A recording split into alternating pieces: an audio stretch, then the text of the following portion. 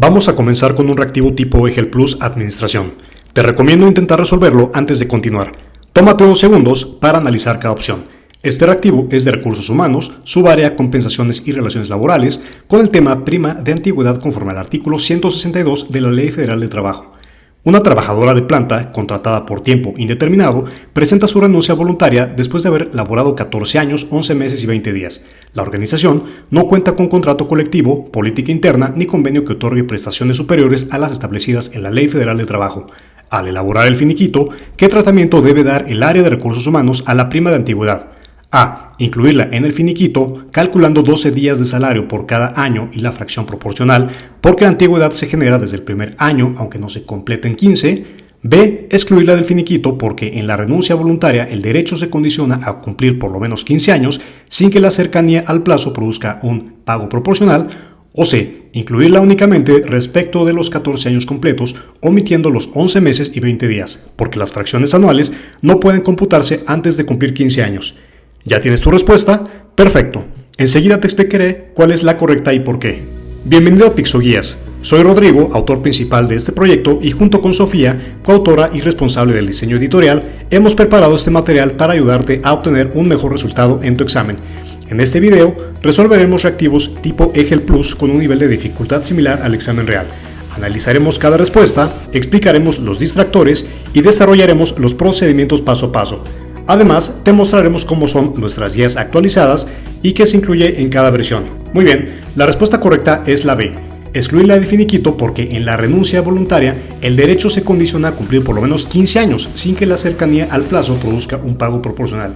La explicación es la siguiente. El dato decisivo es que la relación terminó mediante renuncia voluntaria antes de cumplirse 15 años de servicios.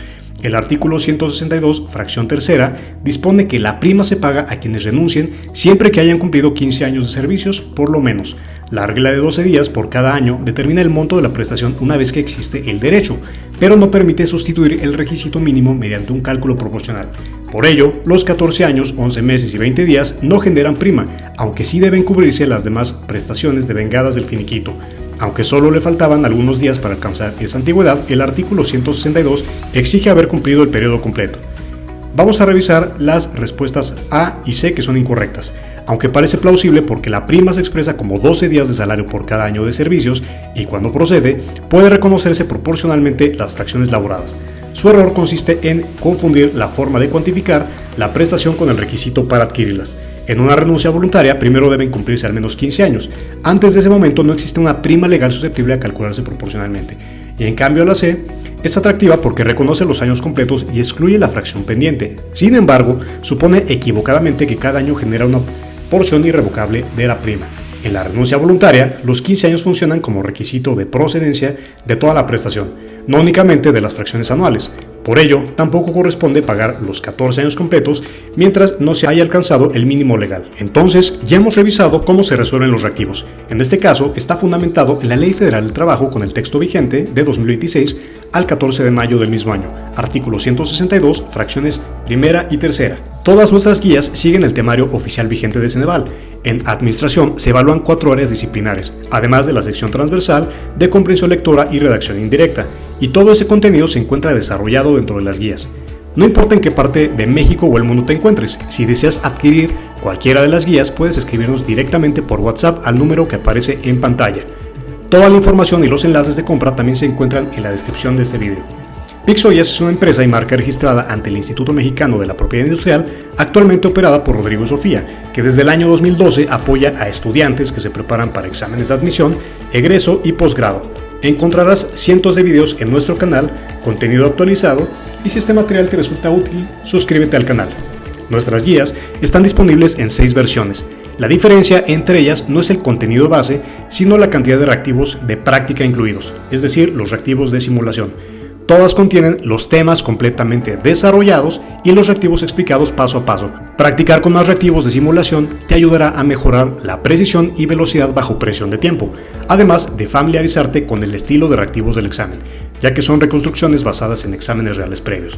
Los reactivos de las guías son distintos a los de nuestros videos, por lo que ninguno se repite. La versión que normalmente recomendamos es la versión absoluta, ya que ofrece el mejor equilibrio entre cantidad de práctica y costo. Vemos aquí los precios, lo que se incluye y todos los reactivos están explicados. Además, cualquiera de las versiones incluye también la guía de la sección transversal con comprensión lectora y redacción indirecta, con 150 reactivos para cada una de estas subáreas. Las guías son digitales, se entregan en formato PDF, protegido con contraseña, y pueden consultarse desde computadora, tableta o teléfono celular, y están elaboradas con base en las referencias bibliográficas propuestas por Ceneval. Aproximadamente tienen un peso de 50 a 300 megabytes y 200 a 500 páginas en promedio, dependiendo de cuál sea la versión. Es decir, si hay más reactivos, obviamente habrá más páginas. Y desde luego puedes imprimir la guía. Cuando recibes la guía, deberás introducir una contraseña. Puedes esperar observar una portada como la que se ve en la imagen. Así es como lucen nuestras guías. Periódicamente actualizamos el contenido para mantenerlo alineado con los cambios publicados por Ceneval. Además, todas las versiones incluyen nuestra guía ultra rápida. En ella resumimos todos los temas que con mayor frecuencia aparecen en los exámenes anteriores para ayudarte a priorizar tu estudio cuando dispones de poco tiempo. Es decir, te ayudará a realizar un repaso general de estudio en el último momento para que abarques todos los temas sin que te falte ninguno por estudiar. Los temas no aparecen solamente resumidos, sino que se desarrolla paso a paso con explicaciones, se desglosan, hay ejemplos y en ocasiones también hay ilustraciones para facilitar el aprendizaje, tal como puedes ver en las infografías. Desde luego, al inicio de nuestras guías se indica el título de registro de marca. Como te comentamos, Pixoguías es una marca legalmente registrada. También notarás que hay cientos o miles de reactivos tipo EGEL completamente explicados y no solamente indicamos cuál es la respuesta correcta, sino que analizamos el razonamiento detrás de cada opción. Y justo de esta forma es como están realizados los reactivos de comprensión lectora y redacción indirecta para la sección transversal.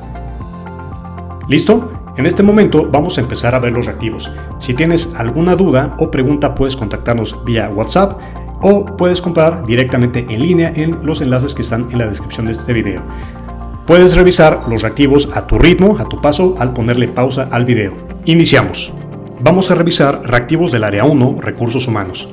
Recuerda que en la parte superior de los reactivos se indica el área, subárea y tema al que hace referencia el reactivo en cuestión. Este reactivo es de recursos humanos, subárea 1.2, reclutamiento, selección y contratación. Tema, medios de reclutamiento, bolsas de trabajo, universidades, agencias y ferias. Una empresa farmacéutica necesita cubrir en 3 semanas una gerencia de cadena de suministro. El puesto exige experiencia en importación de medicamentos, dominio avanzado de inglés y conocimiento de regulación sanitaria. La organización desea mantener confidencial la sustitución del gerente actual y estima que la mayoría de los perfiles adecuados no busca empleo activamente. ¿Cuál es el medio de reclutamiento más pertinente? A. Bolsa de trabajo especializada. B. Agencia de búsqueda ejecutiva. O C. Feria sectorial de empleo. La respuesta correcta es la B, agencia de búsqueda ejecutiva. La explicación es que la agencia de búsqueda ejecutiva es el medio más pertinente porque el puesto requiere experiencia escasa y especializada, debe cubrirse en un plazo breve y el proceso necesita confidencialidad. Además, los candidatos con el perfil solicitado probablemente son trabajadores pasivos que no consultan regularmente vacantes públicas. Una agencia especializada puede identificarlos, contactarlos directamente y realizar una preevaluación técnica. La bolsa de trabajo depende principalmente de postulaciones y la feria sectorial ofrece contacto amplio, pero menor discreción y precisión para una posición gerencial crítica. Vamos a ver las opciones A y C, que en este caso son bolsa de trabajo especializada y feria sectorial de empleo. La A es incorrecta porque la bolsa especializada podría atraer personas con experiencia en logística o industria farmacéutica y sería menos costosa. Sin embargo, depende principalmente de candidatos que consulten vacantes y decidan postularse. No garantiza acceso rápido a ejecutivos pasivos ni ofrece el nivel de confidencialidad requerido para sustituir a una persona que todavía ocupa el puesto. Y la C también es incorrecta porque una feria sectorial reúne candidatos interesados en una misma industria y puede ser útil para contratar varios perfiles o fortalecer la marca empleadora. No obstante, su carácter abierto reduce la confidencialidad y produce una cartera más amplia que la necesaria para cubrir una sola posición gerencial altamente especializada. Entonces, ¿cuál es la clave para resolver reactivos similares? Que para puestos ejecutivos, confidenciales y difíciles de cubrir, hay que priorizar medios capaces de localizar directamente candidatos pasivos y especializados. Y el dato decisivo es que la empresa requiere confidencialidad y necesita contactar perfiles especializados que probablemente no buscan empleo activamente. Entonces justamente esos son los distractores. Siguiente reactivo. 1.2 Reclutamiento, selección y contratación.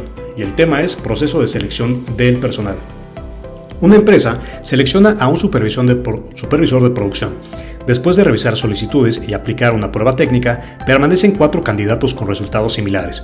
El puesto exige manejo de conflictos, toma de decisiones bajo presión y coordinación del personal. Para obtener información comparable sobre estas competencias, ¿cuál es la siguiente acción más pertinente? A. Aplicar una entrevista libre con el jefe de área. B. Realizar una entrevista estructurada con rúbrica. O C. Solicitar una prueba general de personalidad. En este caso, la respuesta correcta es la B, realizar una entrevista estructurada con rúbrica. ¿Por qué? Porque la entrevista estructurada permite evaluar competencias relacionadas con el puesto mediante las mismas preguntas, el mismo orden y criterios de calificación previamente definidos para todos los candidatos. En este caso, las habilidades de manejo de conflictos, decisión, bajo presión y coordinación pueden explorarse mediante preguntas conductuales o situacionales vinculadas con el análisis del puesto. La rúbrica facilita comparar las respuestas y reduce la discrecionalidad del entrevistador. Las entrevistas estructuradas utilizan procesos estandarizados de cuestionamiento y puntuación, lo que favorece su confiabilidad y su relación con las competencias laborales evaluadas. En este caso, la A y C son incorrectas. Como vimos, aplicar una entrevista libre del jefe o con el jefe del área y solicitar una prueba general. ¿Por qué? Porque en el caso de la entrevista libre permite profundizar en aspectos particulares y puede facilitar una conversación natural. Sin embargo, cada candidato podría recibir preguntas diferentes y ser evaluado con criterios distintos. Esta falta de estandarización dificulta comparar objetivamente las competencias y aumenta la influencia de las impresiones personales del entrevistador. Y la C también es incorrecta porque una prueba de personalidad podría complementar la evaluación y aportar información sobre tendencias conductuales. No obstante, una prueba general no demuestra por sí sola cómo actuará el candidato ante los problemas específicos del puesto. Además, no sustituye una evaluación directamente vinculada con las competencias críticas del supervisor. ¿Cuál es la clave? Que cuando hay varios candidatos y poseen antecedentes técnicos semejantes, hay que utilizar instrumentos estandarizados que evalúen las competencias críticas identificadas en el perfil del puesto. Y el dato decisivo es que los candidatos tienen resultados técnicos similares y deben diferenciarse mediante competencias conductuales directamente relacionadas con la supervisión. Aquí tenemos un reactivo de recursos humanos, también de reclutamiento, selección y contratación. Pruebas psicométricas, aptitudes, personalidad e integridad laboral. Una empresa de comercio electrónico selecciona a un analista de planeación de inventarios. Los candidatos finalistas poseen la escolaridad y los conocimientos técnicos requeridos. Sin embargo, el puesto exige interpretar rápidamente datos numéricos, identificar patrones, formular inferencias y resolver problemas nuevos con información incompleta. ¿Qué prueba psicométrica es más pertinente para complementar la selección? A. Prueba de razonamiento numérico. B. Inventario de personalidad laboral. O C. Prueba de integridad laboral. En este caso, la respuesta correcta es la prueba de razonamiento numérico. ¿Por qué? Porque la prueba de razonamiento numérico evalúa la capacidad para comprender relaciones cuantitativas, interpretar datos, reconocer patrones y resolver problemas mediante información expresada en cifras, porcentajes, tablas o tendencias. El puesto no exige solamente recordar procedimientos aprendidos, sino utilizar información numérica para enfrentar situaciones nuevas, como variaciones inesperadas de demanda, diferencias entre inventario físico y registrado o cambios en los tiempos de abastecimiento. Esta prueba pertenece al grupo de evaluaciones de aptitud cognitiva. Su propósito no es medir conocimientos específicos de contabilidad o logística, sino estimar la capacidad del candidato para analizar y utilizar información cuantitativa relevante para el trabajo. Para que su aplicación sea adecuada, la prueba debe estar estandarizada, contar con evidencia de validez para el propósito de selección y guardar relación directa con las funciones del puesto. Mientras que la B y C son incorrectas porque el inventario de personalidad laboral evalúa tendencias relativamente estables de comportamiento, como responsabilidad, estabilidad emocional, sociabilidad, apertura o disposición para colaborar, pero podría complementar el proceso cuando se necesite reconocer o conocer la compatibilidad entre determinados rasgos y las exigencias conductuales del puesto. Sin embargo, no es el instrumento más directo para comprobar la capacidad de interpretar datos y resolver problemas numéricos. Y en el caso de la C también es incorrecta porque la prueba de integridad laboral busca estimar actitudes y conductas relacionadas con honestidad, cumplimiento de normas, confiabilidad o posibles comportamientos contraproducentes. Puede resultar pertinente en puestos con acceso a dinero, mercancías, información confidencial o bienes de alto valor. No obstante, el problema central del caso no es la confiabilidad del candidato, sino su capacidad de razonamiento cuantitativo. Entonces, el dato decisivo es que el puesto exige identificar patrones y resolver problemas nuevos mediante información numérica. Si hasta este momento te ha gustado lo que has visto, no olvides que puedes adquirir la guía completa en cualquiera de sus versiones ya sea directamente a través de nuestro WhatsApp o compra en línea en los enlaces de la descripción de este video. Aquí está lo que se incluye, todos los reactivos explicados y las recomendaciones. Muy bien, seguimos adelante. Este reactivo es del tema alta de personas trabajadoras ante el IMSS. Una empresa contrata a un técnico de mantenimiento para iniciar labores el lunes. El Departamento de Recursos Humanos decide presentar su aviso de alta ante el Instituto Mexicano del Seguro Social el viernes de esa misma semana, al considerar que dispone de un plazo máximo de 5 días hábiles. El martes, mientras reparaba una banda transportadora dentro del centro de trabajo, el técnico sufre un accidente laboral. Después del siniestro, la empresa presenta ese mismo día el aviso de alta con la fecha real de ingreso. ¿Cuál es la consecuencia jurídica aplicable conforme a la ley del Seguro Social? A. El patrón queda liberado porque presentó el alta dentro de los 5 días hábiles. B. El IMSS puede negar las prestaciones porque el trabajador aún no estaba registrado. O C. El IMSS otorga las prestaciones y finca un capital constitutivo al patrón. La respuesta correcta es justamente esa, la C. El IMSS otorga las prestaciones y finca un capital constitutivo al patrón. ¿Por qué? Bueno, antes que nada, malamente se indica que esta es la ley del IMSS, pero no es la ley del IMSS, es la ley del Seguro Social, no la ley del Instituto Mexicano del Seguro Social. Entonces, en ella deben consultarse dos disposiciones principales. 1. Obligación y plazo para presentar el alta. La obligación se encuentra en la ley del Seguro Social, el título segundo, que es del régimen obligatorio, capítulo 1, generalidades, artículo 15, fracción primera. Esta disposición obliga a las personas empleadoras a registrarse, inscribir a sus trabajadores y comunicar sus altas, bajas y modificaciones salariales. El fragmento relevante establece que deben hacerlo dentro de plazos no mayores de 5 días hábiles. Por tanto, sí existe un plazo máximo de 5 días hábiles para comunicar el movimiento afiliatorio. Sin embargo, ese plazo no funciona como un periodo de inmunidad frente a los accidentes laborales. 2. Alta presentada después del accidente. La consecuencia específica se encuentra en Ley del Seguro Social, título segundo del régimen obligatorio, capítulo tercero, del seguro de riesgos de trabajo, sección quinta del régimen financiero, artículo 77. Este artículo establece que cuando el patrón estaba obligado a asegurar al trabajador y ocurre un siniestro antes de que el instituto reciba el alta, el patrón debe cubrir los capitales constitutivos correspondientes, sin perjuicio de que el IMSS proporcione las prestaciones al trabajador. Respecto de las altas posteriores al accidente, el artículo 77 señala que, en ningún caso, liberarán al patrón de la obligación de pagar los capitales constitutivos. La propia disposición aclara que esto se aplica aunque el aviso se haya presentado dentro del plazo señalado por el artículo 15, fracción primera.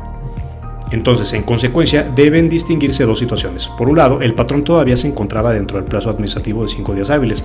No obstante, el accidente ocurrió antes de que el IMSS recibiera el aviso de alta.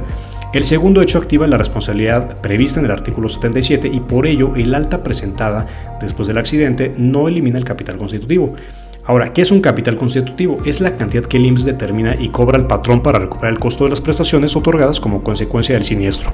Conforme al artículo 79 de la Ley del Seguro Social, puede comprometer o comprender conceptos como atención médica, hospitalización, medicamentos y material de curación, estudios diagnósticos y tratamientos, intervenciones quirúrgicas, rehabilitación, prótesis, ortopedia, traslado del trabajador, subsidios e indemnizaciones, pensiones, cuando correspondan, gastos de administración. El monto depende de las prestaciones efectivamente requeridas por el trabajador y es determinado por el instituto. Entonces, la A y B son incorrectas. La A es incorrecta porque esta opción interpreta equivocadamente el plazo del artículo 5, fracción primera. Los 5 días hábiles constituyen el plazo máximo para comunicar el alta, pero no significa que el patrón pueda permitir que el trabajador comience a laborar sin quedar expuesto a consecuencias si ocurre un riesgo de trabajo. Y el artículo 77 regula expresamente esta situación y determina que una alta presentada después del siniestro no libera al patrón, aunque todavía se encuentre dentro del plazo administrativo o de 5 días. Y la B también es incorrecta porque la omisión patronal no implica que el trabajador quede automáticamente sin atención.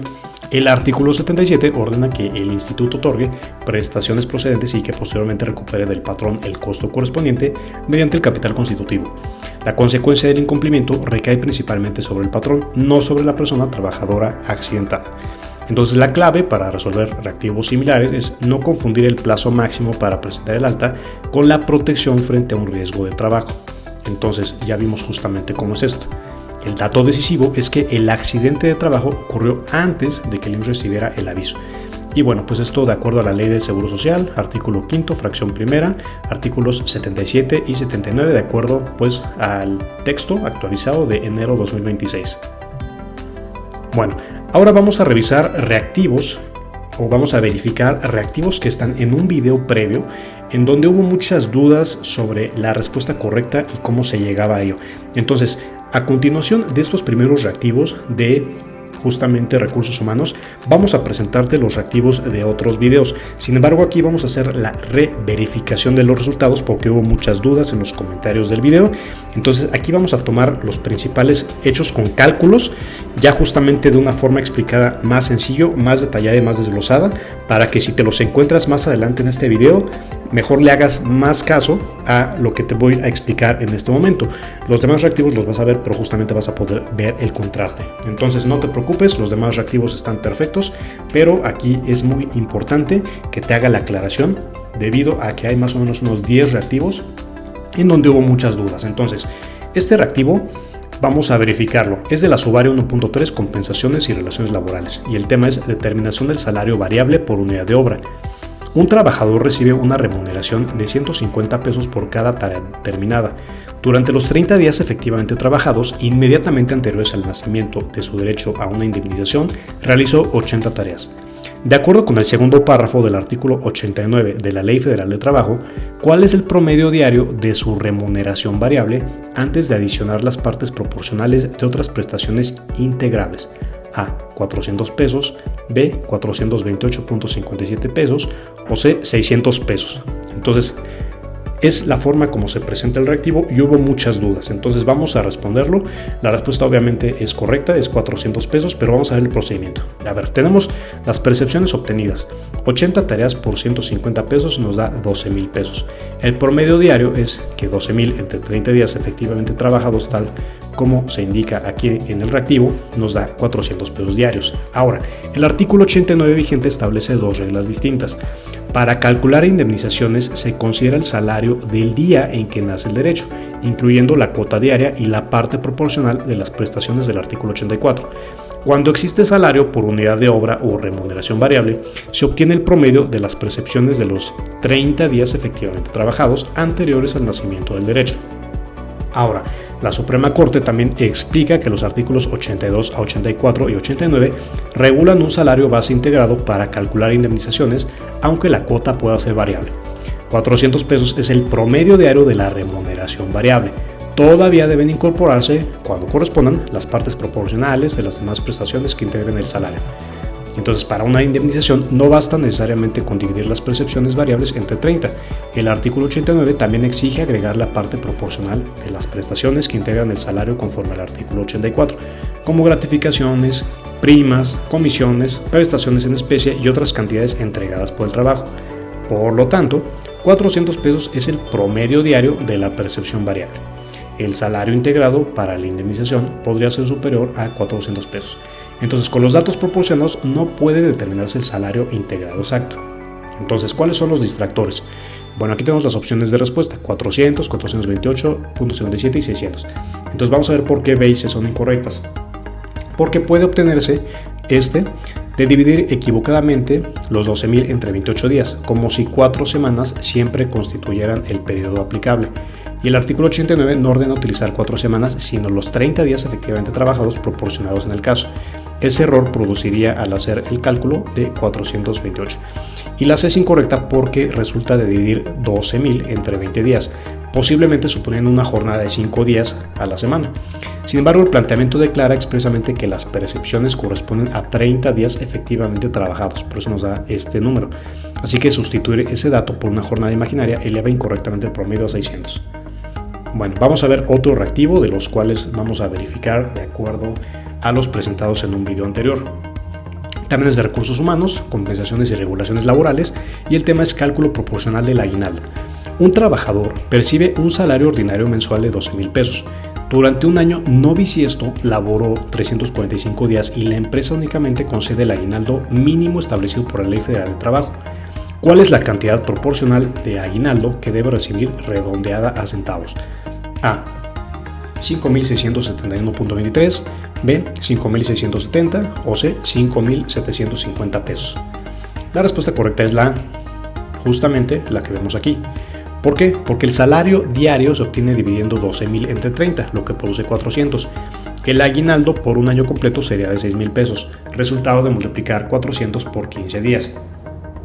Como el trabajador laboró 345 de los 365 días de un año no bisiesto, corresponde multiplicar 6,000 por 345 entre 365 y el resultado exacto es 5,671, que redondeado a centavos equivale pues justamente a esto, ¿no? La opción B se aproxima sin una regla de redondeo válida y la C utiliza indebidamente un año comercial de 360 días. Recuerda que el año comercial son 360 días. Ahora vamos a ver paso a paso, porque aquí es donde siempre hacen las preguntas en los comentarios y donde dicen que está mal el cálculo o algo por el estilo, cuando no, simplemente hay dudas de cómo se hace el cálculo. Entonces vamos a ver paso a paso.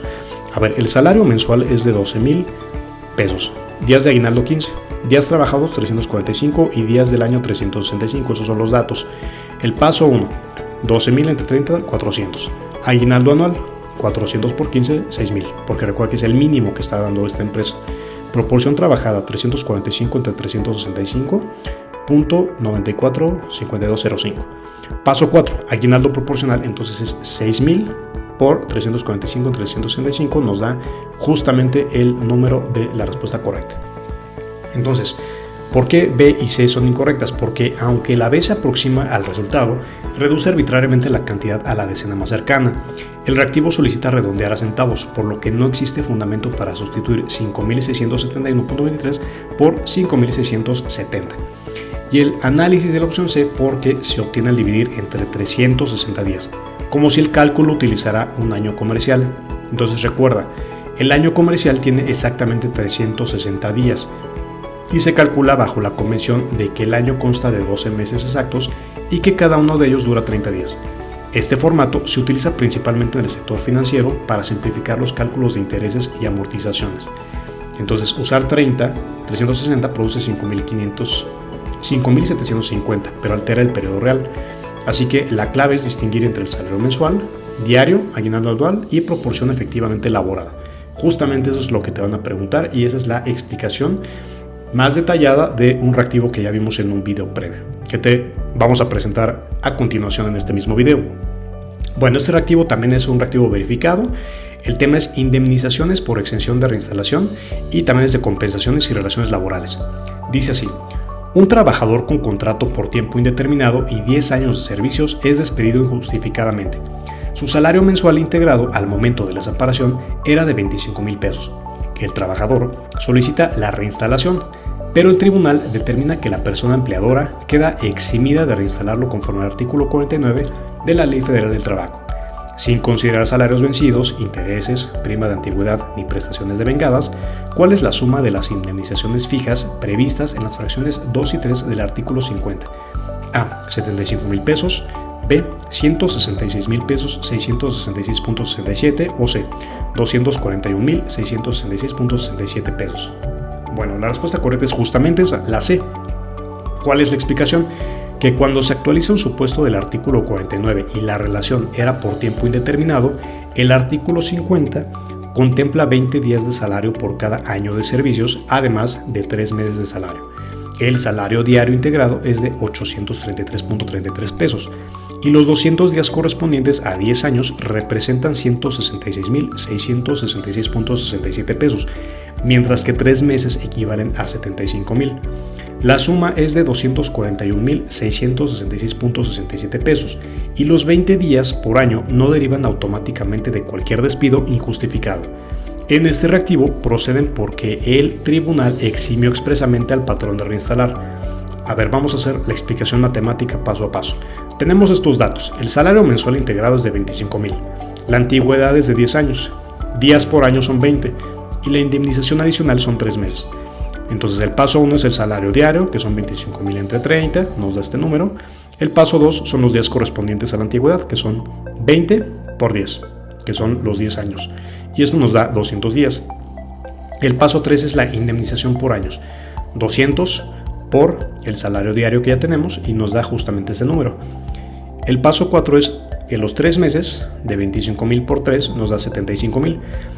Y el total, o el paso 5, es sumar justamente la indemnización por años a los 3 meses. Y nos da 241,666.67 pesos.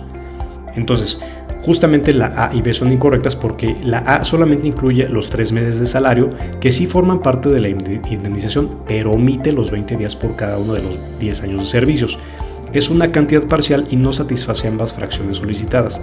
Y la B también es incorrecta porque corresponde correctamente a los 200 días derivados de la antigüedad, pero excluye los 3 meses de salario que el artículo 50 adiciona en el supuesto planteado. Así que confunde uno de los componentes con el monto total. ¿Cuál es la clave para resolver reactivos similares? No otorgar automáticamente 20 días por año, sino primero verificar si existe un supuesto legal que remita al artículo 50. Entonces, el dato decisivo de este caso fue que el tribunal eximió al patrón de reinstalar conforme al artículo 49. Bueno, esto de acuerdo a los artículos que podemos ver aquí. Tenemos aquí otro reactivo verificado de un video anterior. También este reactivo ya se había presentado, había muchas dudas, así que lo explicamos de nuevo. Este reactivo es del tema factor de integración y salario diario integrado. Un trabajador tiene un salario diario fijo de 400 pesos y acaba de completar su primer año de servicios. La empresa concede exclusivamente las prestaciones mínimas, que son 15 días de aguinaldo, 12 días de vacaciones y prima vacacional de 25%. ¿Cuál es el factor de integración mínimo y el salario diario integrado correspondiente, redondeados a 4 y 2 decimales respectivamente? A. Factor 1.0452 y SDI de 418.08 pesos. Factor 1.0493 y SDI de 419.73 pesos. Y factor C 1.0822 y SDI de 432.88 pesos. Aquí vemos que la respuesta correcta es la B. ¿Por qué? Bueno, vamos a ver la explicación. El factor incorpora los 15 días de aguinaldo y la prima vacacional generada por 12 días de vacaciones. Grábate muy bien esto. 15 días de aguinaldo y prima vacacional generada por 12 días de vacaciones. El salario ordinario corresponde a los días de vacaciones que no se suman nuevamente porque ya está contenido en los 365 días del salario anual. Por ello la fórmula es 1 más 15 entre 365 más 12 por 25% entre 365, cuyo resultado es 1.049315. Al multiplicarlo por 400 pesos se obtiene un salario diario integrado de 419.73 pesos. El factor 1.0452 utilizaba 6 días de vacaciones y quedó desactualizado después de la reforma del artículo 76. O sea, de aquí venía mucha duda. Entonces ese factor ya no está actualizado. Entonces justamente es algo que hubo mucha crítica y muchos comentarios en el video anterior, pero simplemente ese reactivo se realizó de forma deliberada con este factor. Pero bueno, estamos aclarando que para fines de las actualizaciones, pues obviamente desde estas actualizaciones pues ya se integra este nuevo factor. Entonces justamente se integra los 15 días de aguinaldo y la prima vacacional sobre 12 días, sin duplicar el salario ordinario de vacaciones. Tanto el factor como el SDI coinciden con las prestaciones mínimas proporcionadas. Entonces vamos a ver los datos, la explicación paso a paso. Salario diario 400, aguinaldo 15 días, vacaciones 12 días, prima vacacional 25%. Hay que separar los componentes. La fórmula es 1 más aguinaldo entre 365 más vacaciones por prima vacacional entre 365. Esa es una fórmula que tienes que grabarte para tu examen. Sustituimos 1 más aguinaldo 15 entre 365, no queda duda, ¿no? Porque aquí es lo mínimo que dan de aguinaldo al año, más 12 días de vacaciones por la prima, que es 0.25 entre 365, o sea, aquí estamos sustituyendo. Entonces aquí cuando hacemos la sustitución nos queda esta suma y esto justamente nos da el factor 1.0493-151, ok, y justamente es el que tenemos por acá. Entonces recordemos que antes se utilizaba este, ahora se usa este. El SDI es 400 por este factor y nos da 419.72, que ya redondeado pues nos da 0.73. Entonces justamente A y C son incorrectas. La A es incorrecta porque utiliza el factor histórico de 1.0452 construido con 6 días de vacaciones. Esa cantidad dejó de reflejar el mínimo legal cuando el artículo 76 se elevó a 12 días y el periodo correspondiente al primer año. Su multiplicación produce 418.08, pero parte de una prestación desactualizada, ¿no? Que es lo que tenemos por acá. Por eso la respuesta correcta es esta y no esta. Esta es la explicación. Y la C, porque agrega como conceptos extraordinarios el aguinaldo, los 12 días completos de salario vacacional y la prima vacacional. El error consiste en integrar 2 veces el salario de vacaciones, pues el salario ordinario de esos días ya forma parte del pago anual. Entonces, la clave para resolver reactivos similares es que en el factor fijo se adicionan aguinaldo y prima vacacional.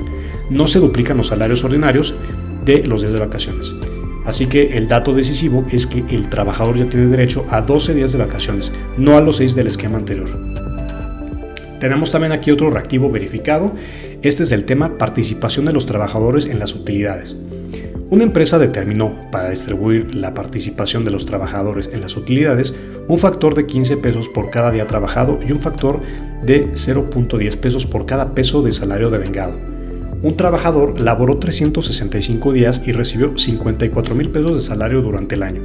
El promedio de PTU recibido por el trabajador durante los 3 años anteriores fue de 9,500 pesos. ¿Qué cantidad debe recibir en el ejercicio actual, considerando el límite establecido en el artículo 127 de la Ley Federal de Trabajo? A. 9,500 pesos. B. 10,875 pesos. O C. 13,500 pesos. Ese es un reactivo donde también hubo mucha duda y muchas preguntas en los comentarios del video anterior.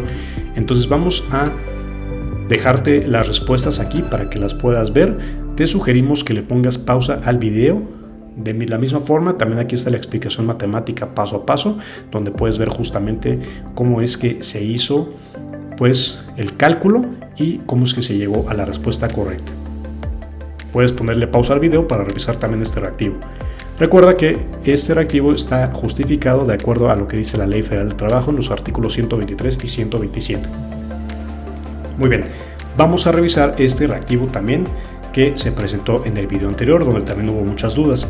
Este reactivo es el tema pago por laborar el día de descanso obligatorio.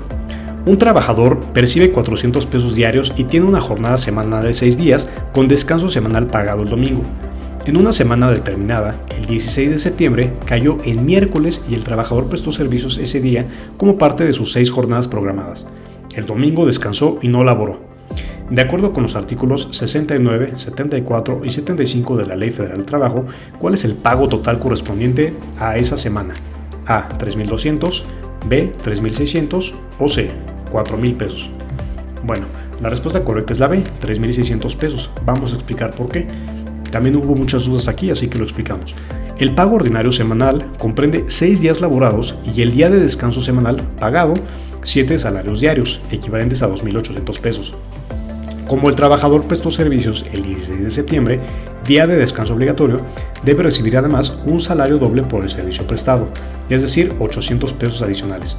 El total semanal asciende a 3,600 pesos.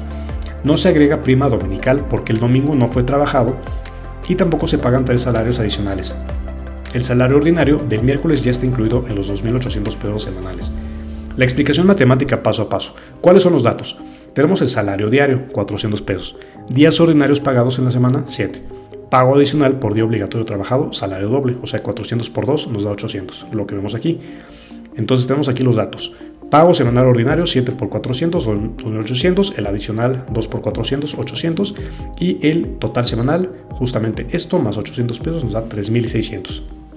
Vamos a comprobar el pago del resto de la semana y descanso. 6 días distintos del festivo pagados dentro de la semana nos dan 2,400 y el pago total atribuible al miércoles festivo es salario ordinario 400 más doble adicional y esto nos da 1,200 pesos y 2,400 más 1,200 nos da 3,600 pesos. Entonces justamente esa es la respuesta correcta.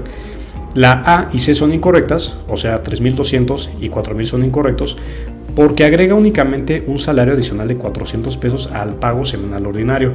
El artículo 75 ordena pagar un salario doble adicional, o sea, fíjate, si fuera un salario doble sería solamente esto al doble, pero dice salario doble adicional, o sea, justamente esto por 2 adicional a esto que tenemos por el servicio prestado, no solamente un salario adicional sencillo, o sea, no son 400 más 400, no, son 400 más 400 al doble, o sea, 400 más 800. Esta es la parte donde más se confunden y por decir una forma se podría decir que se paga triple, ¿no? Pero es mejor esta redacción y es mejor que así se comprenda.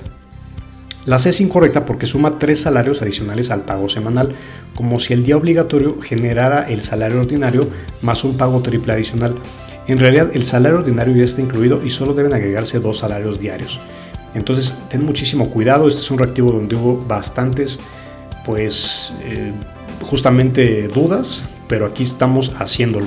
Entonces si tienes más dudas puedes ponerlas en la descripción de este video, pero te invitamos a revisar con mucho cuidado y mucha calma el artículo 69, 74 y 75 de la Ley Federal del Trabajo. Este es un reactivo que casi siempre viene y es un poquito difícil, así que el dato decisivo es que el 16 de septiembre formaba parte de los 6 días programados y el domingo sí fue descansado. Literalmente el artículo 69 de la Ley Federal del Trabajo en México establece que por cada 6 días de trabajo el empleado tiene derecho a disfrutar de al menos un día de descanso, al menos. Este día debe ser pagado de manera íntegra, es decir, con goce de sueldo completo. El artículo 74 de la misma ley establece los días de descanso obligatorio con goce de sueldo íntegro en México, y estos días tienen el propósito de que los trabajadores celebren las festividades cívicas o sociales más importantes del país. Los días de descanso obligatorio establecidos en el artículo 74 de esta ley incluyen el 1 de enero, 1 de mayo, 16 de septiembre, que es la fecha en la que estamos referenciando o refiriendo nuestro reactivo, 25 de diciembre, los primeros lunes de febrero y marzo y terceros lunes de marzo y noviembre. Además, se contempla el 1 de octubre cada 6 años por cambio de gobierno y jornadas electorales. Y el artículo 75 de la Ley Federal del Trabajo establece que si trabajas en un día de descanso obligatorio, tu empleador debe pagarte tu salario normal más el doble por el servicio prestado. O sea, justamente ese artículo es lo que nos está respondiendo al propio reactivo para que no haya problema ni haya una malinterpretación. Es decir, recibirás un pago triple por esa jornada. Además, el artículo estipula los siguientes puntos claves sobre esta dinámica. Acuerdo de personal. Los trabajadores y patrones deben acordar cuántos empleados prestarán sus servicios ese día. Resolución de conflictos. Si no logran llegar a un acuerdo, la autoridad laboral o el tribunal será quien resuelva. Y la prima dominical es que si el día de descanso obligatorio cae en domingo, tu empleador también deberá pagarte la prima dominical extra que marca la ley. O sea, esto es algo que tienes que estudiar muchísimo porque aquí es donde fallan bastante. Bueno, vamos a ver otro reactivo de donde hubo muchas dudas en un video anterior. Entonces es de derecho a vacaciones. Una persona trabajadora cumple 2 años continuos de servicios en una empresa y solicita el periodo anual de vacaciones mínimo previsto en el artículo 76 de la Ley Federal del Trabajo. ¿Cuántos días laborales le corresponden por el segundo año de servicios? A. 12 días, 14 días laborales o C. 16 días laborales. La respuesta correcta es la B. 14 días laborales. La explicación es que el artículo 76 vigente establece un mínimo de 12 días laborales al concluir el primer año y dispone que el periodo aumente 2 días por cada año subsecuente hasta llegar a 20. Por ello, en el segundo año corresponden 14 días. La opción A conserva el periodo del primer año y la opción C adelanta el número correspondiente al tercer año. Las opciones de 6, 8 o 10 días pertenecían al esquema previo a la reforma publicada en diciembre de 2022 y ya no se representan el mínimo legal vigente. Entonces, A es la incorrecta porque los 12 días, como ya vimos, pues constituyen el mínimo que se genera al concluir el primer año de servicios. Mantener la misma cantidad durante el segundo año ignora el incremento de 2 días previstos legalmente. B es la correcta, como ya vimos, el periodo mínimo del segundo año asciende a 14 días. La C es incorrecta porque los 16 días resultan de aplicar 2 incrementos de 2 días sobre el periodo inicial. Esa cantidad corresponde al tercer año de servicios, no al segundo. Entonces, ¿cuál es la clave? El primer año son 12 días, del segundo al quinto se agregan 2 días por cada año subsecuente. En pocas palabras, un año 12 días, 2 años 14 días, 3 años 16 días y así sucesivamente hasta llegar a los 20 días. El dato decisivo es que la persona acaba de completar su segundo año de servicios. Entonces lee muy bien el artículo 76 y 78 de la Ley Federal del Trabajo. Y bueno, finalmente vamos a revisar este reactivo en donde también tenemos algo de dudas y con esto terminamos esta primera parte de recursos humanos y pasamos a la siguiente sección de recursos humanos y adicionalmente reactivos de las otras áreas. Entonces, dice así, este reactivo también se revisó. Este reactivo es de la subárea 1.3, compensaciones y relaciones laborales, aguinaldo y proporcionalidad conforme al artículo 87 de la Ley Federal del Trabajo.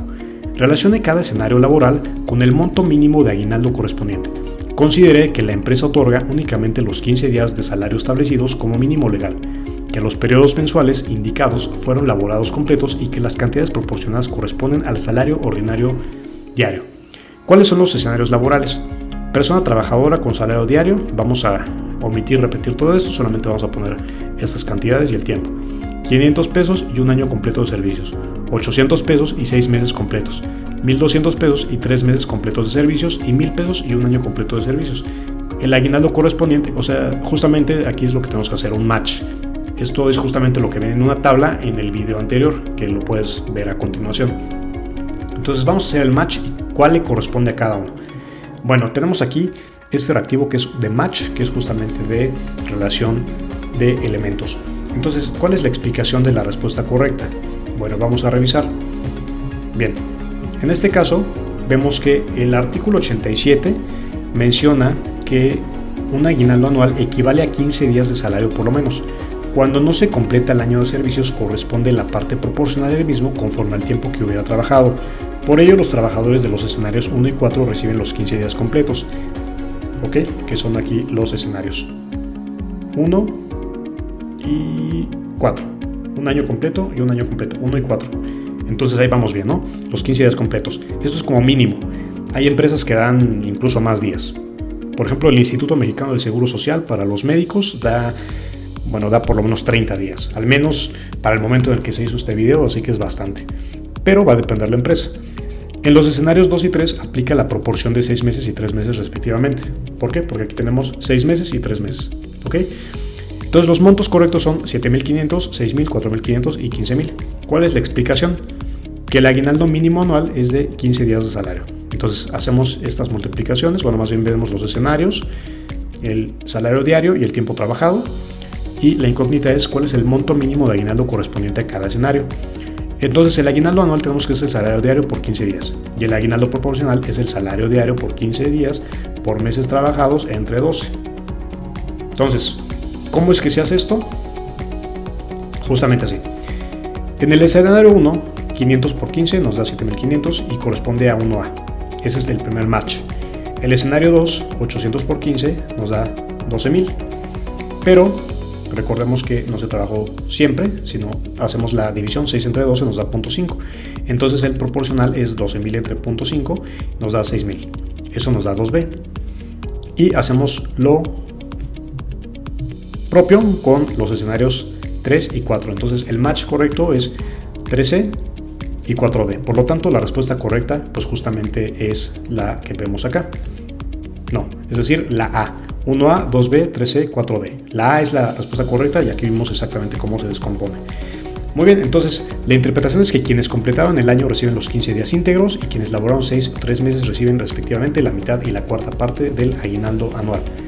Entonces, por lo tanto, la respuesta correcta es la A. Si hasta el momento te ha gustado el video, suscríbete a nuestro canal y no olvides que puedes acceder a nuestra tienda en línea para ver las versiones. Ve los enlaces en la descripción de este video o puedes contactarnos directamente vía WhatsApp para que nos indiques qué guía es la que deseas y puedes hacer tu pago en cualquiera de estos métodos. No olvides que estas son nuestras redes sociales y puedes contactarnos a través de cualquiera de ellas.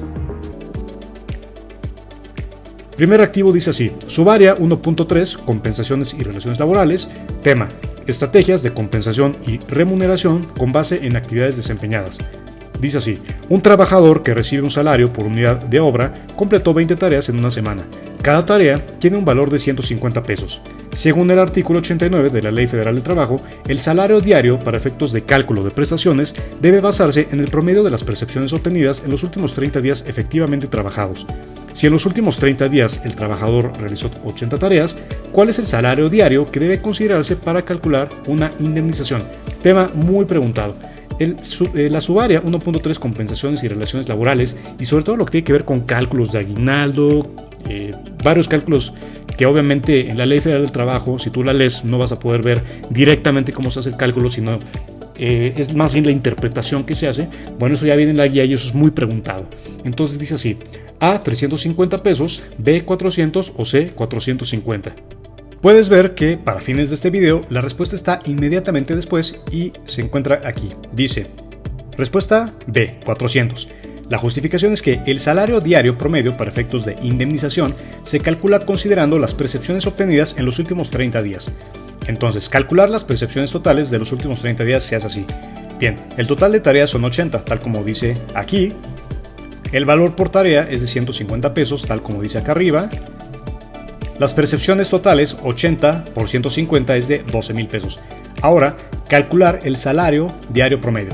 Se hace así, dividir las percepciones totales entre 30 días, que son 12,000 entre 30 y eso nos da 400. Entonces, por lo tanto, el salario diario promedio para efectos de indemnización es de 400 pesos. Y esto obviamente, pues con base en el artículo 89 de la Ley Federal de Trabajo. Si te fijas, en el temario de Ceneval es la única ley que está en las referencias bibliográficas. Entonces, apréndete muy bien todo eso. Bien.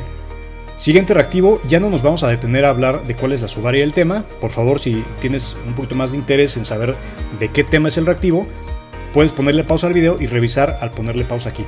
Bien, una empresa ubicada en Monterrey, Nuevo León, busca contratar a un gerente de operaciones con experiencia en logística internacional. Después de recibir 150 solicitudes, el equipo de reclutamiento decide implementar un proceso basado en filtros técnicos para reducir el número de candidatos.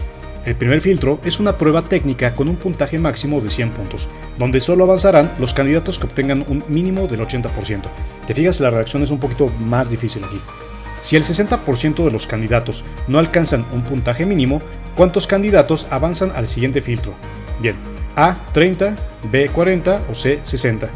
Respuesta C, 60. La justificación es que para calcular cuántos candidatos avanzan, se realizan los siguientes pasos.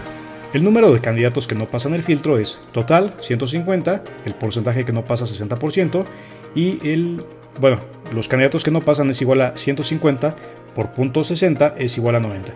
Los que sí pasan es los candidatos que avanzan es igual al total de candidatos menos candidatos que no pasan.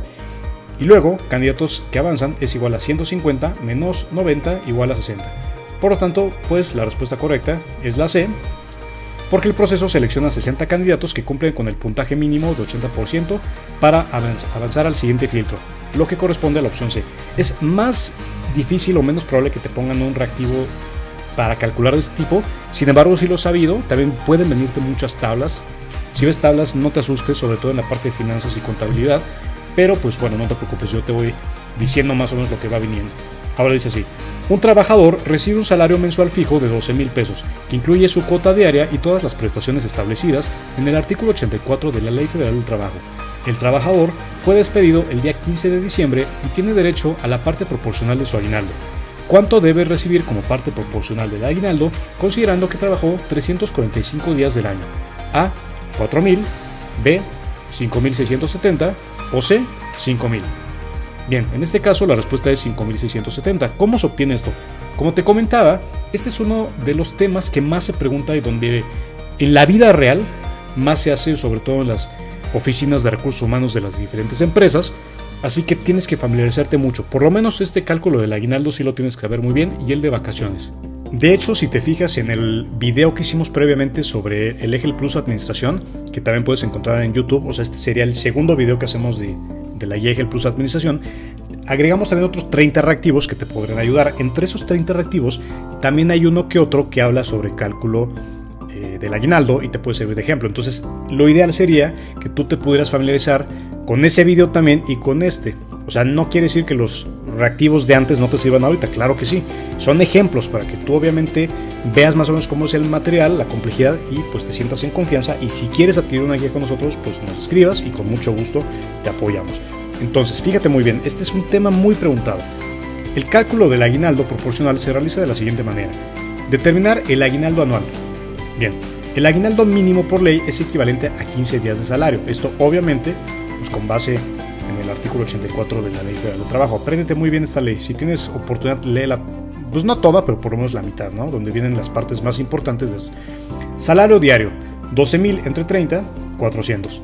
Aguinaldo completo, 400 por 15 es igual a 6,000. Acuérdate que esos 15 vienen justamente lo que dice por ley que es lo mínimo. Calcular el aguinaldo proporcional es la proporción de días trabajados, que son 345 días que trabajó esta persona, entre el total que son del año, que son 365, nos da .945. Luego, el aguinaldo proporcional es 6.000, de lo que viene por acá, por .945, que es la proporción, y esto nos da 5.670, que obviamente es la respuesta B. ¿Te fijas? Más o menos así son los cálculos para que te vayas dando una idea. Un trabajador con 8 años de antigüedad en una empresa de construcción sufre una incapacidad mental permanente no derivada de riesgos profesionales, que imposibilita la prestación de sus labores. Su salario mensual es de 14.000 y, según el artículo 54 de la Ley Federal del Trabajo, ¿cuánto debe recibir como indemnización si decide no aceptar un nuevo empleo compatible con sus aptitudes? A, 14.000 pesos, B, 58.800 pesos o C, 44.800 pesos. Respuesta B, 58.800. Bien, en este caso, ¿cómo se hace? Bien, de acuerdo al artículo 54, la indemnización por incapacidad no profesional se calcula sumando un mes de salario, que es 14.000 por 1, 12 días por cada año de servicio, entonces tenemos el salario diario, que son 14.000, entre 30, así se obtiene, que son 466.67, días totales por años, que son 12 por 8, igual a 96 días, indemnización adicional, que son 466.67, o sea, el salario diario, por los días totales por 8 años, que son 96, y eso nos da 44.800. Ahora, el total de la indemnización es 44.800, que es todo el cálculo que hicimos, más un mes de salario. Por lo tanto, el trabajador debe recibir un total de 58.800 correspondiente a la opción B. Vamos a leer un poco acerca de la parte de la Ley Federal del Trabajo en donde se especifica un poquito más esto. Por ejemplo, en el capítulo 5 sobre terminación de las relaciones de trabajo, dice en el artículo 53 que son causas de terminación de las relaciones de trabajo: 1. El mutuo consentimiento de las partes; 2. La muerte del trabajador; 3. La terminación de la obra o vencimiento del término o inversión del capital, de conformidad con los artículos 36, 37 y 38. 4. La incapacidad física o mental o inhabilidad manifiesta del trabajador que haga imposible la prestación del trabajo. Y 5. Los casos a los que se refiere el artículo 434, que obviamente se lo tendrías que ver pues más adelante en esa misma ley. Y el artículo 54, que dice que en el caso de la fracción cuarta del artículo anterior, si la incapacidad proviene de un riesgo no profesional, el trabajador tendrá derecho a que se le pague un mes de salario y 12 días por cada año de servicios. Entonces, bueno, eso explica cómo es que se hacen los cálculos. Bien. Un inspector del trabajo realiza una visita a una fábrica textil y detecta que un trabajador de 14 años realiza actividades manuales en el área de producción fuera del círculo familiar. El menor trabaja desde hace 3 meses y percibe un salario mensual de 3.500, mientras que los trabajadores mayores de edad que desempeñan las mismas funciones ganan 5.000 pesos mensuales. De acuerdo con el artículo 23 de la Ley Federal del Trabajo, ¿qué acción inmediata debe tomar el inspector y cuál es la obligación del patrón en este caso? A. Ordenar el cese inmediato de las labores del menor y sancionar al patrón con la diferencia salarial. B. Solicitar la autorización de los tutores legales del menor y ajustar el salario a 5.000 pesos. O C. Permitir que el menor continúe trabajando bajo supervisión siempre que no realice actividades peligrosas. La respuesta es la A. Ordenar el cese inmediato de las labores del menor. Bien, la justificación es que, de acuerdo con el artículo 23, está prohibido el trabajo de menores de 15 años fuera del círculo familiar. El inspector debe ordenar el cese inmediato de las labores del menor y el patrón tiene la obligación de resarcir las diferencias salariales respecto al pago que perciben los trabajadores que realizan las mismas funciones, o sea, 5.000 menos 3.500, que nos da 1.500 por mes trabajado. Además, el patrón puede ser sancionado con las penas establecidas en el artículo 995 bis.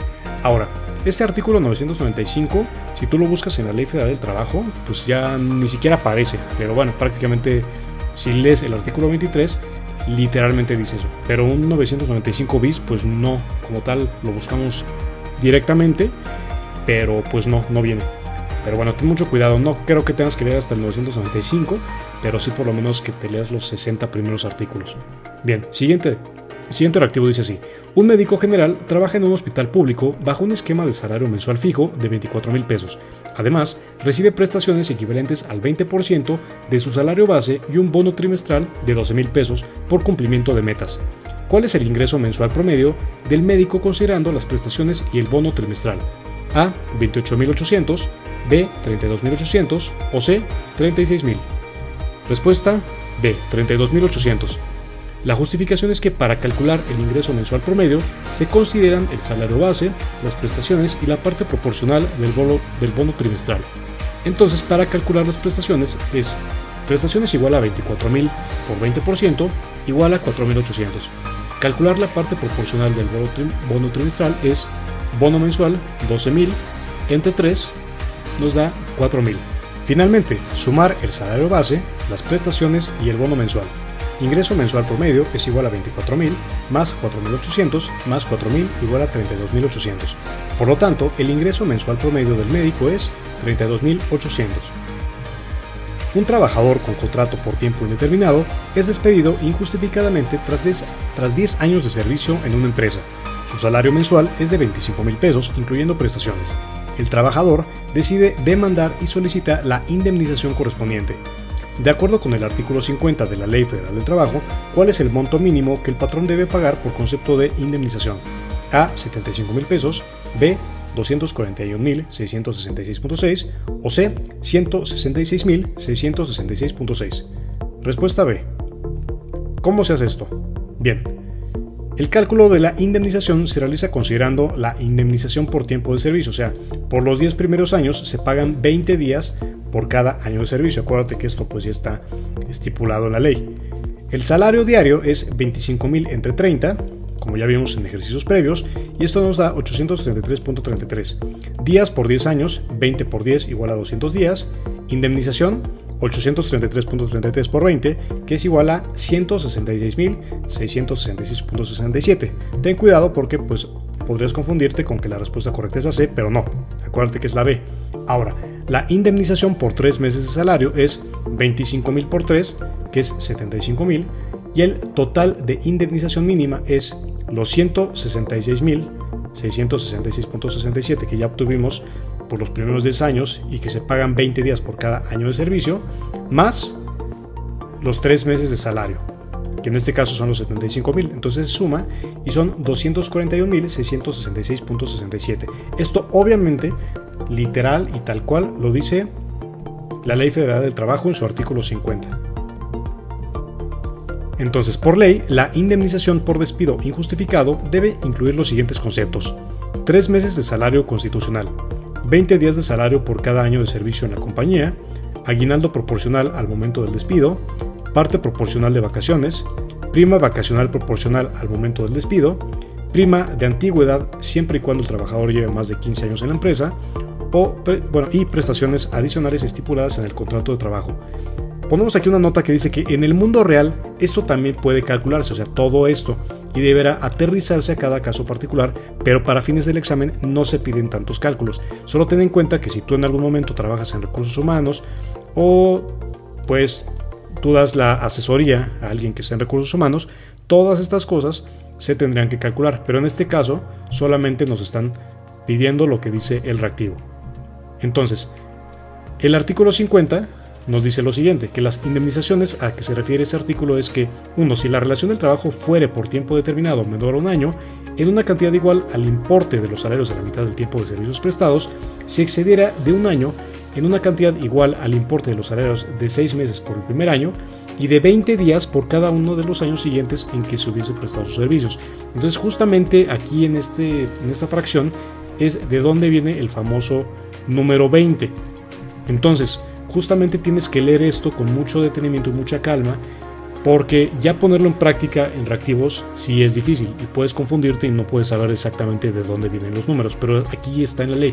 Entonces, lo que dice aquí ya está traducido de alguna forma a cómo te lo van a preguntar, si es que te lo preguntan, pero es muy posible. Esta es una parte donde muchos pues reprueban, ¿no? Ahora, a continuación, un reactivo más complejo que sí incluye algunos cálculos utilizados en la vida real. Obviamente son reactivos que te pueden venir en el examen. No exactamente, pero sí muy parecidos. Un trabajador tiene un salario base diario, SBD, de 400 pesos. Trabaja en una empresa que cumple con las obligaciones legales mínimas y tiene un año completo de servicio.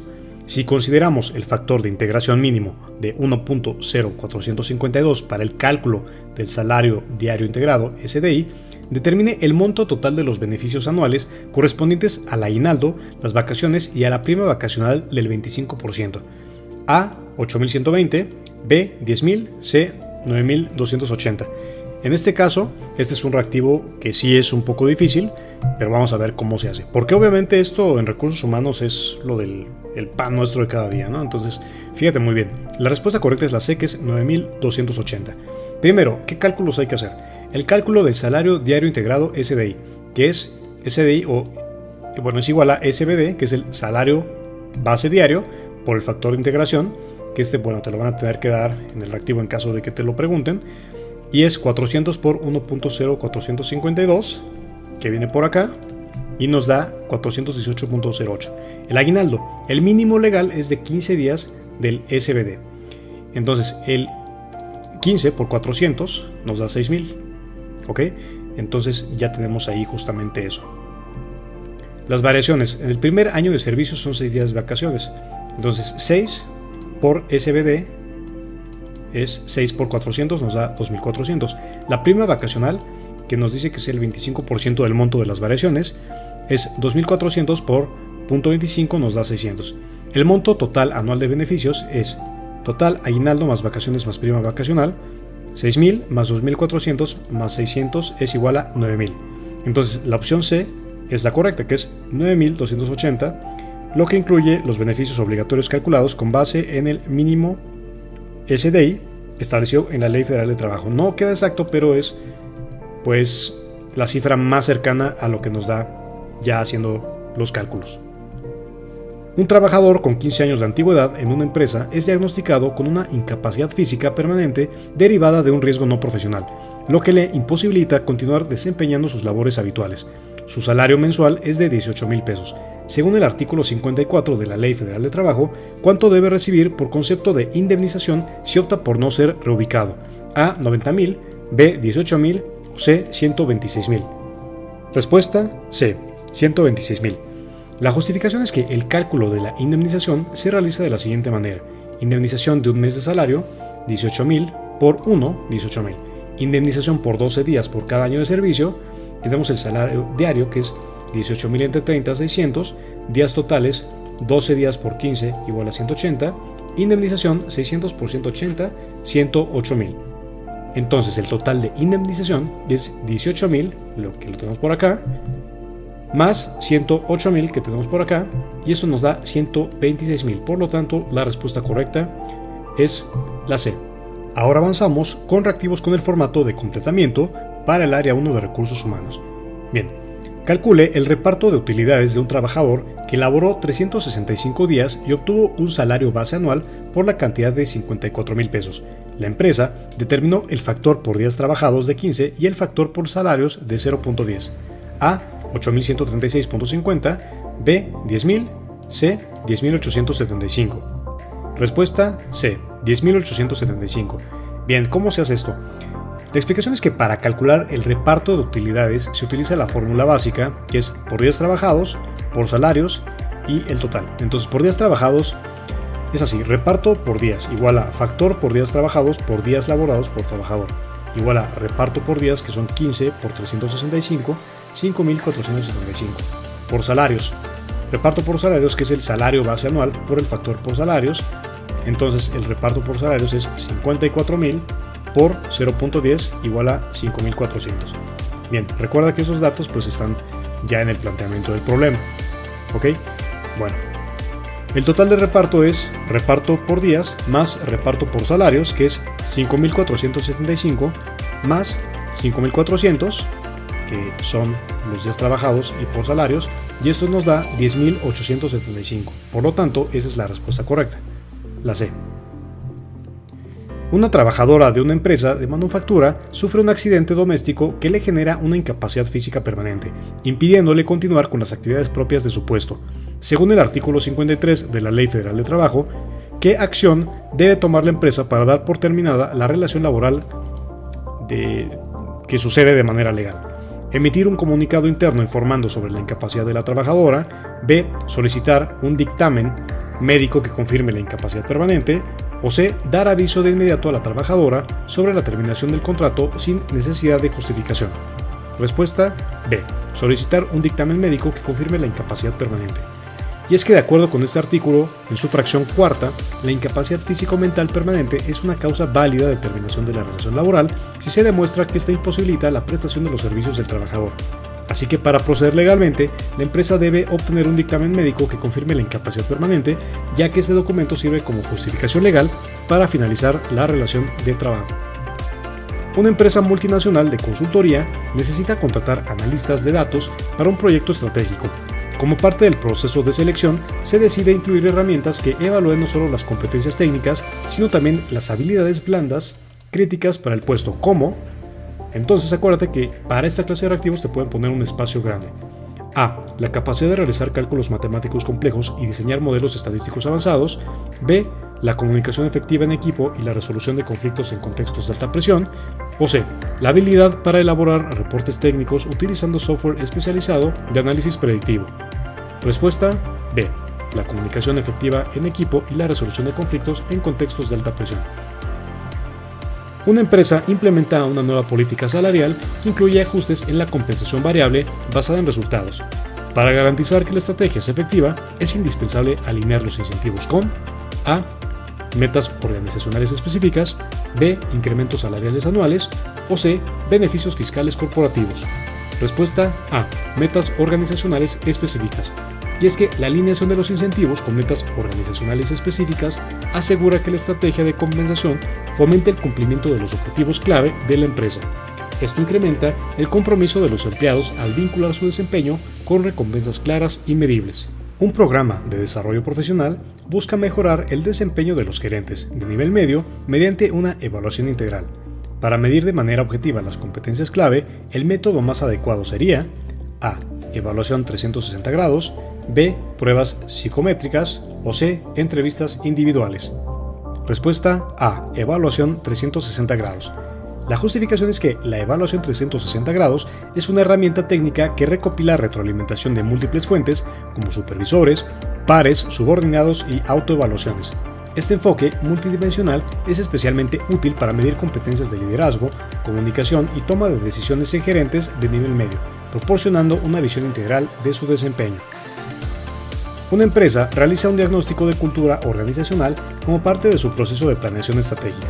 Para determinar cómo los valores corporativos afectan la implementación de estrategias de mercado, la herramienta más apropiada sería A. Análisis del modelo, C. VF, B. Encuestas de clima laboral o C. Entrevistas de salida.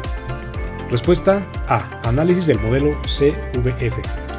Y es que el Competing Values Framework es una herramienta avanzada utilizada en gestión estratégica para analizar la cultura organizacional y su alineación con los objetivos de la empresa. Este modelo evalúa dimensiones como flexibilidad, estabilidad, control interno y orientación externa, permitiendo identificar cómo los valores corporativos impactan la toma de decisiones estratégicas en el mercado. Una empresa de tecnología con sede en Guadalajara, Jalisco, busca contratar ingenieros de software especializados en inteligencia artificial. Para optimizar su proceso de selección, decide involucrar a universidades locales y cámaras empresariales. El principal beneficio de esta estrategia sería A. Aumentar el talento disponible, B. Reducir costos operativos o C. Cumplir regulaciones laborales. Respuesta A. Aumentar el talento disponible. La justificación es que la vinculación con stakeholders como universidades y cámaras empresariales permite a la empresa ampliar su red de reclutamiento y acceder a una mayor cantidad de candidatos altamente calificados. En el contexto de Guadalajara, un polo tecnológico, esta estrategia refuerza el vínculo con instituciones clave para atraer talento especializado en áreas críticas como inteligencia artificial. Recuerda que Guadalajara pues le llaman el famoso Silicon Valley de México, ¿no? Recuerda que Silicon Valley pues es esta zona en Estados Unidos donde donde se creó Google, donde Apple tuvo su auge, etc. Entonces, justamente por eso es una ciudad que se denomina tecnológica, particularmente la parte de Zapopan. Bien, en una empresa minera ubicada en Zacatecas se contrata un grupo de trabajadores para restaurar una mina abandonada. Según el artículo 38 de la Ley Federal de Trabajo, el tipo de relación laboral que corresponde en este caso es A. Por obra determinada, B. Por tiempo indeterminado o C. Por temporada específica. Respuesta A, por obra determinada. Bien, el artículo 38 establece que en actividades relacionadas con la restauración de minas abandonadas o paralizadas, las relaciones laborales pueden ser por tiempo determinado o por obra determinada. Este esquema contractual se justifica por la naturaleza temporal del proyecto de restauración y por la inversión de capital asignada específica para esta obra. Un trabajador con un salario diario de 400 pesos presta servicios en una empresa que opera continuamente. Durante una semana, el trabajador labora 6 días y descansa el domingo, pero decide trabajar durante el día de descanso obligatorio del 16 de septiembre. Según los artículos 69, 71 y 74 de la Ley Federal del Trabajo, el monto total que el trabajador debe recibir como pago total por la semana es A. 2.400, B. 3.200 o C. 3.600. Respuesta C. 3.600. Bien, la justificación es que para calcular el pago total por la semana se considera lo siguiente: pago por los 6 días trabajados, 400 por 6, 2.400. Pago por el día de descanso trabajado, domingo, prima dominical, 25% del salario diario, que es igual a 400 por punto 25, acuérdate que lo vimos previamente en este mismo video, igual a 100, pago ordinario más prima dominical, 400 más 100 igual a 500. El pago por el día de descanso obligatorio trabajado, o sea el 16 de septiembre, es salario triple, que es el salario ordinario, 400 más salario doble, 400 por 2, igual a 400 más 800, que nos da 1.200. El pago total por la semana es 2.400 pesos, que son los días trabajados, más 500, que es el domingo, más 1.200, que es el descanso obligatorio, 3.600. El trabajador debe recibir un pago total de 3.600 pesos por la semana, que incluye los días ordinarios, el trabajo en domingo con prima dominical y el pago triple correspondiente al día de descanso obligatorio trabajado. Bueno, justamente como recursos humanos es el área más difícil, por eso incluimos varios reactivos con estos cálculos, porque a lo mejor te pueden venir como unos 5, pero de esos 5 podrían ser pues la diferencia entre pasar el examen o tener un suficiente y un sobresaliente, ¿no? Entonces es importante que los practiques una y otra vez. Un trabajador con un salario diario de 500 pesos cumple 2 años de servicio continuo en una empresa. Según el artículo 76 de la Ley Federal del Trabajo, tiene derecho a un periodo de vacaciones de A. 6 días laborales, B. 8 o C. 10. En este caso son 8 días. Bien, ¿cómo se establece esto? Y es que el artículo 76 establece que tras el primer año de servicio, el trabajador tiene derecho a 6 días laborales de vacaciones, que aumentan en 2 días por cada año subsecuente hasta llegar al 12. Al completar 2 años, el trabajador tiene derecho a 8 días laborales de vacaciones. Y este cálculo considera el aumento progresivo estipulado por la ley. Entonces de ahí, pues que ya tenemos 8 días laborales. Continuamos ahora con reactivos con el formato de ordenamiento para el área 1 de recursos humanos. Una empresa de manufactura está evaluando su fuerza laboral para adaptarse a un aumento en la demanda del mercado. Ordena los pasos para realizar un análisis efectivo de las necesidades de la fuerza laboral. 1. Identificar brechas de competencias. 2. Evaluar la proyección de demanda, analizar los indicadores de productividad. Y 4. Diseñar el plan de adquisición de talento. En este caso la respuesta correcta es la A, que nos dice que primero es la evaluación del proyecto de demanda, luego 3. Analizar los indicadores de productividad, 1. Identificar las brechas de competencias y 4. Diseñar el plan de adquisición de talento. La explicación la puedes ver aquí al ponerle pausa al video. Una empresa de tecnología en Querétaro requiere seleccionar personal para su área de desarrollo de software. Deciden implementar un proceso que evalúe competencias técnicas y blandas en las siguientes etapas. Ordene cronológicamente las actividades que deben realizarse. Bien, en este caso la respuesta correcta es la B y nos dice que primero es 3. Filtrar currículums según perfiles clave. 4. Diseñar casos prácticos técnicos para evaluar. 1. Aplicar pruebas psicométricas. Y 2. Realizar entrevistas por competencias. Respuesta B. Una empresa multinacional en Ciudad de México está rediseñando su estrategia de compensación. Debe integrar indicadores financieros y operativos para determinar la estructura salarial de sus empleados. Ordene los pasos para desarrollar este diseño con base en la metodología de compensación total. Bien, nos vamos a la opción que es correcta, que es la A, y nos dice que primero es evaluar indicadores de desempeño organizacional. 2. Analizar la mediana salarial del mercado. 1. Definir bandas salariales por puesto. Y 4. Diseñar esquemas de incentivos variables. Una empresa mediana en Puebla inicia un programa de capacitación para sus trabajadores enfocándose en mejorar las competencias laborales y garantizar el cumplimiento de la normatividad de la Ley Federal de Trabajo. Ordene las actividades necesarias para implementar el programa de manera efectiva. La respuesta correcta es la A y nos dice que primero es 3. Elaborar programas de capacitación. 2. Evaluar conocimientos previos del personal. 1. Registrar instrucciones en la STPS, que es la Secretaría de Trabajo y Previsión Social. Y 4. Emitir constancias de competencia laboral. Respuesta A. Una empresa internacional con sede en Guadalajara implementa una estrategia de compensación alineada a su cultura organizacional, que promueve la innovación y la colaboración.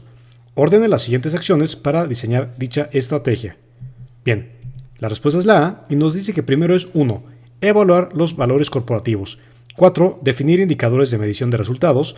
2. Analizar el desempeño del personal. Y 3. Diseñar incentivos alineados a objetivos estratégicos. Respuesta A. ¿Cuál es el orden de los 6 pasos para elaborar un programa de capacitación? Bien, aquí ya tenemos la respuesta que es la B y nos dice que va así. Primero es 4. Detección de necesidades. 1. Clasificación y jerarquización de las necesidades de capacitación. 6. Definición de objetivos. 2. Elaboración del programa. 5. Ejecución. Y finalmente 3. Evaluación de resultados. Respuesta B. Muy bien, para finalizar el área 1, revisemos ahora reactivos con formato de relación de elementos. Muy bien. Relacione las disposiciones legales con el derecho correspondiente de las madres trabajadoras según el capítulo 5 de la Ley Federal de Trabajo. Nos vamos directo a la respuesta que es la A y dice que, primero, 1, que es el artículo 170, fracción 2, se relaciona con el derecho a un descanso pre- y postnatal. 2, artículo 170, fracción 4, con el derecho a los reposos extraordinarios por lactancia. Mismo artículo, pero fracción 5, se relaciona con el derecho a percibir salario íntegro durante los periodos de descanso. Y el mismo artículo, fracción 7, con el derecho a computar la antigüedad durante los periodos pre- y postnatales. Bien, justamente esta es la explicación. Seguimos adelante. Y dice así: relacione los escenarios laborales con el cálculo correcto del aguinaldo correspondiente según el artículo 87 de la Ley Federal del Trabajo. Entonces, realmente recursos humanos es el área más pesada, un poquito la más aburrida porque son muchos cálculos en ese sentido, aunque es muy apasionante lo que tiene que ver exactamente con el reclutamiento, con el tipo de personal, etcétera, pero lo que son los cálculos sí es un poquito aburrido y un poco pesado. Pero bueno, te dejamos este reactivo para que lo puedas ver con calma, ya que también vienen aquí algunos cálculos a los que no nos vamos a detener porque ya vimos muchos, pero que sepas que la respuesta correcta es la A y que la relación correcta es esta. Entonces es 1A, 2B, 3C y 4D. Seguimos adelante y siguiente reactivo dice así: relacione las disposiciones legales con las condiciones específicas que regulan el trabajo de mujeres en estado de gestación según el capítulo 5 de la Ley Federal del Trabajo. Entonces tenemos aquí las disposiciones legales y las condiciones. Mismo caso, como son prácticamente artículos que quizás sí tengas que aprender porque son de derechos laborales de las mujeres trabajadoras, no son muchos, pero que por lo menos sepas lo básico. Entonces te dejamos este reactivo también para que le pongas pausa al video y puedas hacer el match o la relación tú solo. Que aquí es 1A, 2C, 3B y 4D. Seguimos adelante. Relacione las características del trabajo de menores con las categorías correspondientes según el título 5 bis de la Ley Federal del Trabajo. Entonces, características y categorías. Nos vamos a la respuesta, que es la A, y nos dice que, por ejemplo, la prohibición de labores en ambientes insalubres es que, bueno, son prohibiciones generales. La restricción de horarios nocturnos, en este caso también son prohibiciones generales. 3. Derecho a vacaciones de 18 días laborales, son beneficios obligatorios. Y 4. La obligación de proporcionar capacitación es capacitación y desarrollo. Entonces, pues justamente esa es la respuesta correcta. Ten cuidado aquí porque tanto 1 y 2 se relacionan con la B, 3 con C y 4 con la D. Relacione los tipos de actividades con las categorías de riesgo asociadas para menores de edad según el artículo, o mejor dicho, según el título 5 bis de la Ley Federal del Trabajo. Bien, nos vamos a la respuesta que es la C y dice que 1. Trabajos agrícolas en campo abierto con A. Exposición a condiciones climáticas extremas. 2. Labores nocturnas industriales con B. Riesgo de accidentes mayores. 3. Uso de maquinaria pesada con también B. Riesgo de accidentes mayores. Y 4. Operación en vialidades de alto tráfico con C. Peligros de tráfico vehicular. Respuesta C. Ahora, último reactivo del área 1. Relacione las características de las condiciones laborales de menores con los efectos potenciales sobre su desarrollo según el título 5 bis de la Ley Federal del Trabajo. Bien, la respuesta es la A y vemos que 1. Cargas superiores a 7 kilogramos con efectos potenciales en lesiones musculoesqueléticas. 2. Exposición a agentes biológicos con B. Infecciones graves. 3. Trabajo nocturno en áreas industriales con alteraciones en ciclos de sueño. Y 4. Manejo de herramientas punzocortantes con riesgo de amputaciones. Respuesta A.